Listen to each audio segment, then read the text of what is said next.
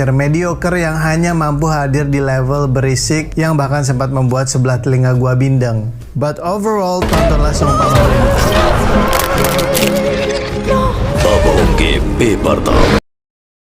yang bahkan hampir separuh durasinya sama sekali tidak menghadirkan informasi baru atau pergerakan plot yang signifikan. Kasarnya bolak-balik ke toilet pun pada periode tersebut tidak akan membuat kita rugi apa-apa. Gak akhir melewati prosesnya yang cenderung ogah-ogahan. The Red Door berhasil melampaui ekspektasi penontonnya dalam artian yang cenderung buruk. Boleh setuju, boleh tidak.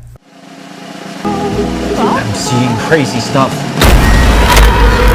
I think these drawings could be clues from my past. Film pertamanya hadir pada saat yang tepat untuk menghadirkan mimpi buruk baru bagi generasi penonton yang diterornya. Secara konseptual dan presentasi, kisah terciptanya Insidious tepat 13 tahun yang lalu ini sangat menarik bahkan cukup mendalam untuk dijadikan bahan skripsi. James Wan yang pada saat itu tengah berusaha melepaskan dirinya dari image sutradara torture porn, pada saat yang bersamaan menantang dirinya untuk menghadirkan inovasi rasa takut tanpa melibatkan darah dan penyiksaan. Karena itulah premis utama Insidious mengenai astral projection atau pengalaman keluar tubuh yang universally approved dan relevan. Dari poin tersebut saja tidak sulit untuk kemudian memprediksi kesuksesan Insidious secara global. Fast forward 13 tahun kemudian, karena elemen nostalgia, hype, dan kejenuhan penonton akan film-film yang ribut dijejali agenda politik identitas, Insidious The Red Door yang menjadi film ketiga melengkapi duologi originalnya tidak sulit bertengger di 5 besar box office Amerika Serikat, menggeser Indiana Jones and the Dial of Destiny. Hanya saja film yang secara naratif masih dikontrol Leigh Whannell, sang empunya cerita ini, seakan naif melupakan dasar pemikiran dari penciptaan film pertamanya. Terkesan hadir asal jadi, meluputkan aspek teknologi, inovasi, dan mekanisme menakut-nakuti yang 13 tahun lalu seakan dimurnikan kembali oleh film pertamanya.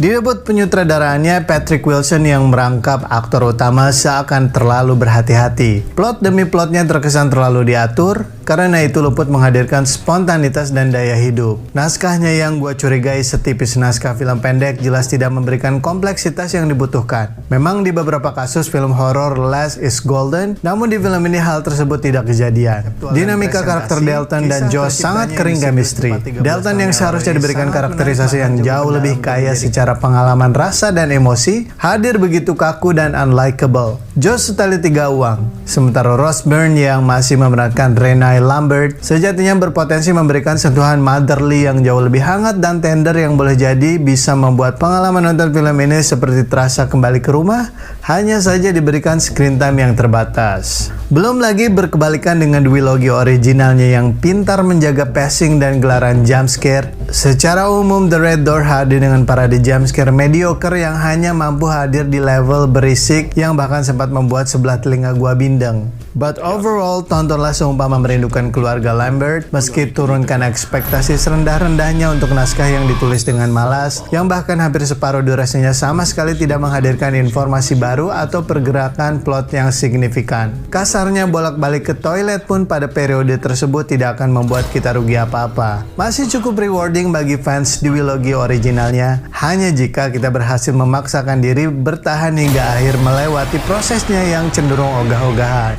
The Red Door berhasil melampaui ekspektasi penontonnya dalam artian yang cenderung buruk. Boleh setuju, boleh tidak.